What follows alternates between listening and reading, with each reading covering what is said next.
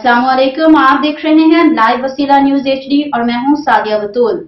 शामिल करते हैं आज की अहम खबर शामिल करते हैं विहाड़ी से। लाइव वसीला न्यूज के क्राइम रिपोर्टर मुनीर हुसैन अराइन की रिपोर्ट के मुताबिक बुरेवाला शहर में नशा आवर अद्वियात और टीकों का कारोबार करने वालों ने सरकारी अफसरान पर हमले शुरू कर दिए।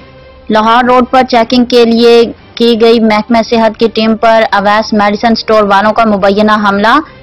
DHO अरसलान खालिद पर मुबैना तशद्दुद। वाक़ये की इत्तला मिलते ही असिस्टेंट कमिश्नर मलिक फारूक अहमद भारी नफरी और टीम के हमरा मौका पर पहुंच गए। टीम ने मेडिकल स्टोर को सील कर दिया, जबकि स्टोर मालिक अवैस भट्टी को गिरफ्तार कर लिया गया।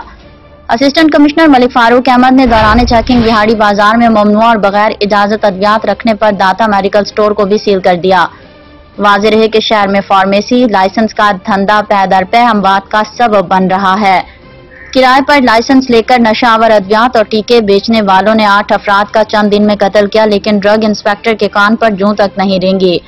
शहर के 90% स्टोर्स पर फार्मासिस्ट और लाइसेंस होल्डर खुद मौजूद ही नहीं होते, जिसकी वजह से अवाम की सेहत इन मुनाफाखोरों के लिए मजाक बन चुकी है। मजीद खबरों और अपडेट्स के लिए देखते रहिए लाइव वसीला न्यूज HD।